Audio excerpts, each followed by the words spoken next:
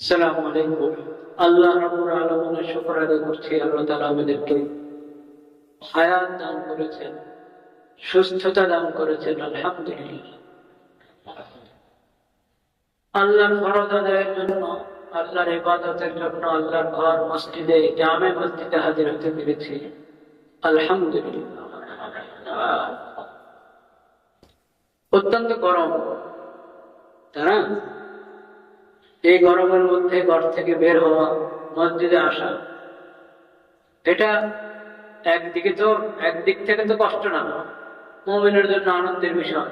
আল্লাহ ইবাদতের জন্য আল্লাহর ঘরে যাবে, আল্লাহর রহমতের কেন্দ্রে যাবে, আনন্দের বিষয়। কিন্তু কষ্ট তো আছে। কিন্তু কষ্ট, এই কষ্টটা যে মুমিন মেনে নিচ্ছে, সবর করছে, সবর করে ইবাদত পালনের জন্য, জমার জন্য মসজিদে আসছে, পাঁচ ওয়াক্ত ফরজ নামাজের জন্য জমাতে আদায় করার জন্য মসজিদে আসছে, আল্লাহর ঘর মসজিদে আসছে। আল্লাহ রাব্বুল আলামিন এই সবরের উত্তম প্রতিদান দিবেন কিনা?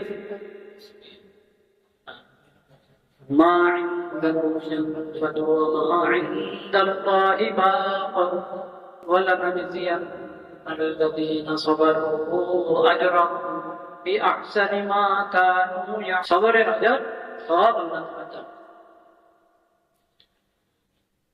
গরমের প্রসঙ্গে একটা কথা বলি। আজকে আসার সময় রাস্তায় বড় এক আলেমের সঙ্গে, এক খতিব সাহেবের সঙ্গে দেখা হয়েছে। জিজ্ঞেস করলাম, মসজিদে যাচ্ছেন, কি বয়ান করার চিন্তা করছেন? বললেন যে গরমের যে তীব্রতা, এই বিষয়ে কথা বল। এই বিষয়ে কিন্তু কথা বলার আছে। শীতের মৌসুমে শীতের বিষয়ে বলার আছে, গরমের মৌসুমে গরমের বিষয় কি বলার আছে। প্রথম কথা তো হলো, এই গরম আমাদেরকে জাহান্নামের কথা স্মরণ করিয়ে দিত। যে আজকে দুনিয়ার এই সামান্য গরম, এটাই এত কষ্ট, তাহলে জাহান্নামের আগুনের কষ্ট কত বেশি। ইয়া আল্লাহ, তুমি জাহান্নাম থেকে আমাদেরকে হেফাজত করো। যে আকীদার কারণে জাহান্নামে যেতে হবে, আকীদা থেকে আমাদেরকে রক্ষা করো। যে গুনার কারণে, পাপের কারণে জাহান্নামে যেতে হয়, সেই গুনাহ থেকে, পাপ থেকে আমাদেরকে রক্ষা করো। যে আমলের বরকতে, আকীদার বরকতে জান্নাত পাওয়া যায়, সেই আমল এবং আকীদা আমাদের ক্ষেত্রে। আউযু বিল্লাহি মিন শিদ্দাতিল হার। গরমের তীব্রতা থেকে আমরা আল্লাহর আশ্রয় পাবো। যেরকম আউযু বিল্লাহি মিন শিদ্দাতিল বারদ, শীতের তীব্রতা, ঠান্ডার তীব্রতা থেকে আল্লাহর কাছে কি আশ্রয় পাবো। আল্লাহ তো রক্ষা করতে। এই গরম থেকে, গরম দেখে জাহান্নামের কথা স্মরণ করে জাহান্নামের কাছ থেকে দূরে থাকা এবং আল্লাহর কাছে দোয়া করা, যে আল্লাহ তুমি আমাদেরকে জান্নাত দান করো, জাহান্নাম থেকে হেফাজত। প্রতিদিন ফজরের পরে, মাগরিবের পর আমরা দোয়া করি না, আল্লাহুম্মা আজিরনি মিনান নার। কয়বার? 7 বার। আল্লাহুম্মা আজিরনি মিনান নার, আল্লাহুম্মা আজিরনি মিনান নার, 7 বার ফজরের পর, মাগরিবের পর, সকালে এবং সন্ধ্যা। সকালে 7 বার, সন্ধ্যায় 7 বার। এখন অন্যান্য সময় মনে করতে পারেন, যে কোনো দোয়া, আল্লাহর কাছে জান্নাতের প্রার্থনা, জাহান্নাম থেকে বাঁচার জন্য প্রার্থনা, এটার বিভিন্ন দোয়া আছে। যেমন এক দোয়ার মধ্যে আছে, আসআলুকাল ফাওজা বিল জান্নাতি ওয়াল জিওয়ারা মিনান নার। আসআলুকাল ফাওজা বিল জান্নাতি ওয়াল জিওয়ারা মিনান নার। আল্লাহ, আমরা আপনার কাছে জান্নাত দ্বারা আমরা কামিয়াব হতে পারি, জান্নাতের নেয়ামত পেয়ে সফল হতে পারি, সে প্রার্থনা করছি। এবং জাহান্নাম থেকে মুক্তি পেতে পারি, সে প্রার্থনা করছি। বল জিওয়ার আপনার।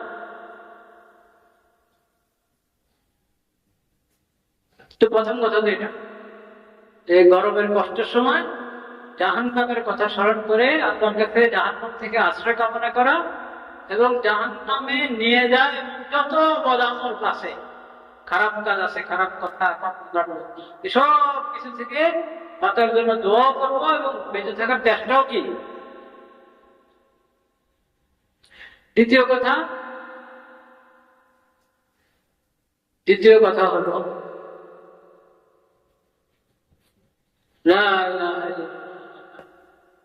যার হাতে যতটুকু তৌফিক আছে, এই গরমের তীব্রতার কারণে মানুষের কষ্ট কমানোর জন্য ব্যবস্থা করা, যার হাতে যতটুকু আছে।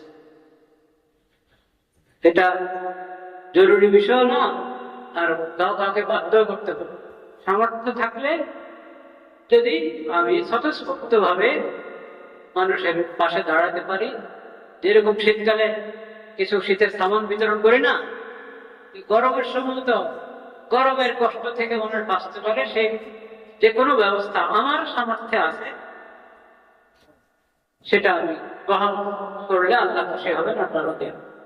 এবং এটাও জাহান্নাম থেকে বাঁচার একটা, জাহান্নাম থেকে বাঁচার এটা হচ্ছে কি, অনেক কিছু হতে পারে, চিন্তা করে করে আমরা বের করি যার সাথে যার সামর্থ্যে।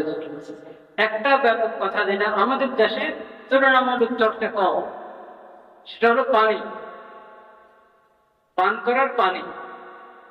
এটার ব্যবস্থা খেয়াল করে দেখবেন একটু কি কম, এটার ব্যবস্থা করা যেত। যেখানে জীবন না, জীবনের ব্যবস্থা করে দেয়, পানি ঠান্ডা হয় সে ব্যবস্থা করে। আর শহরের মধ্যে হঠাৎ হঠাৎ দেখা যায়, হঠাৎ খুব কম, যে বাড়ির যে বাউন্ডারি ওয়ালের বাহিরে পানির কল, ভিতরে হয়তো কি আছে, কি বলে এগুলোকে, ফিল্টার আছে, পানির ব্যবস্থা আছে, খাওয়ার পরিচ্ছন্ন পানি, বিশুদ্ধ পানি। আর যদি গরম করে ঠান্ডা পানি হয় তাহলে ভালো।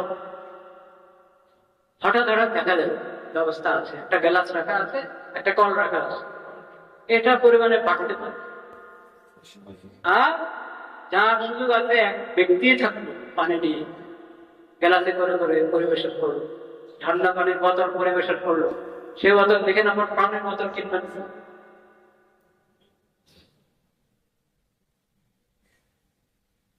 আল্লাহ দুশ্মন, আল্লাহ রসুলের দুশ্মন, দিনের দুশ্মন এবং দেশের দুশ্মনদের পণ্য পাচার করবেন না, এটা গ্রহণ করবেন না। ঠান্ডা পানির বোতল বিতরণ করবেন। গ্রাম যারা শহরতলি থেকে আসে, একবারে গ্রামে দেখা যায় এই গরমের মধ্যে কৃষকরা কাজ করছে, কোন পানি নেই, কেউ হয়তো পরিচিত করে একটু পানি নিয়ে যায়, তার নেই কষ্ট পাচ্ছে। ওই সময় যদি আপনি ঠান্ডা পানি নিয়ে হাজির হয়ে যাবেন, পানি বিতরণ করেন, শরবত বিতরণ করেন, অনেক বড় সওয়াব। যে এটাতে শরীক হবে সে সওয়াব পাবে। এবং এই আমলগুলো এমন যে আল্লাহ রাব্বুল আলামিন এটার দ্বারাই বান্দাকে জাহান্নাম থেকে মুক্তি দেন। আর শীতকালে যেরকম মজা আছে, উজু করতে কষ্ট, ভালো লাগে না, মন চায় না উজু করতে, তাও যদি আমি উজু করি, ভালোভাবে উজু করি, তাহলে আল্লাহ খুশি হন কিনা।